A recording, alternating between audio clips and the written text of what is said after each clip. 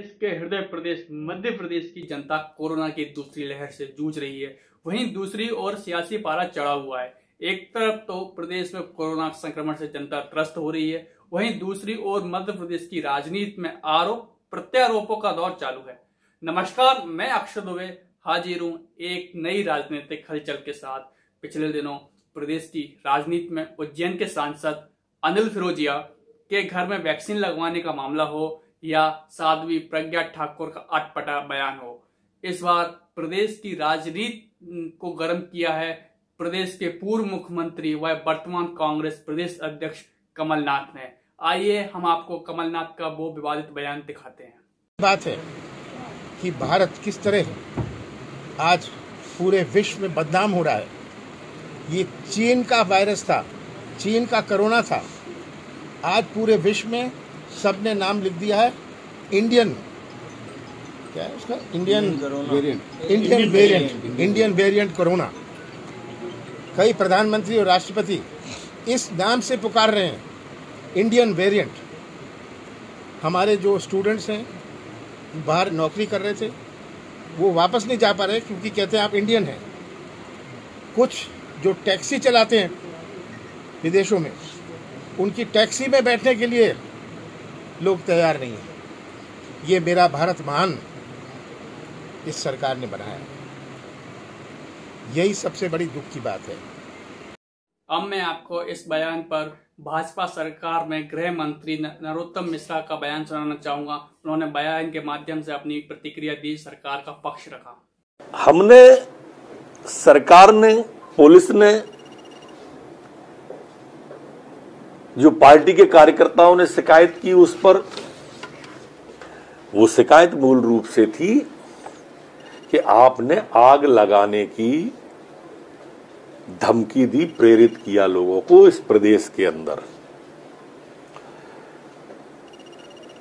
आपने इसका जवाब क्यों नहीं दिया आदरणीय?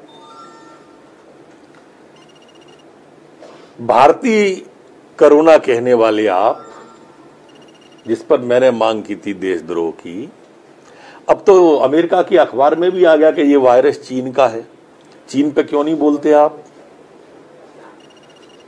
भारत को बदनाम करने की हर बार कोशिश आप और आप जैसे जो 21 दलों का गठबंधन था, केजरीवाल जैसे लोग, कभी आपने इस बीमारी से लड़ने के लिए, वैक्सीन को लगाने के लिए, प्रेरित करने के लिए क्यों नहीं इस गठबंधन कभी सामने आया देश के अंदर?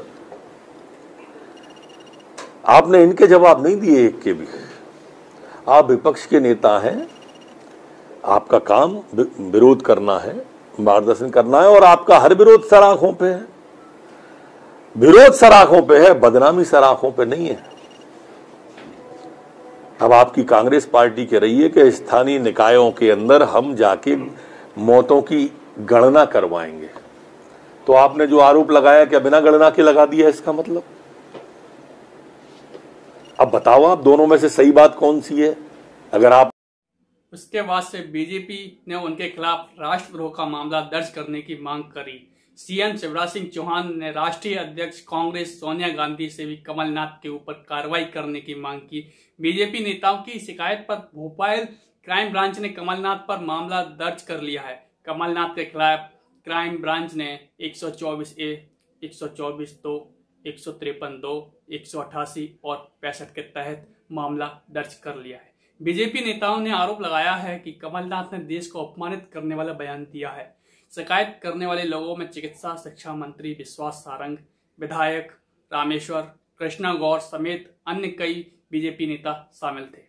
मामले को भाजपा ने राष्ट्रवाद से जोड़कर मुद्दा बना दिया है। कांग्रेस ने भी पलटवार करते हुए हर जगह विज्ञापन सौंपे हैं। मुख्यमंत्री शिवराज सिंह की गिरफ्तारी होनी चाहिए, कोरोना से मृत्यु के आंकड़ों की बाजीगरी को लेकर आरोप लगाया है कांग्रेस ने। खैर, ये तो रही राजनीति की बात। किसकी जीत है किसकी हार, पर सियासत की लड़ाई में कीमत हमेशा जनता ने चुकाई है और इस बार भी जनता को ही कीमत चुकानी पड़ रही है। राजनीति की खबरों से जुड़े रहने के लिए चैनल को सब्सक्राइब करें और बेल आइकन को दबाएं और पत्रकारजी.com से जुड़े रहें।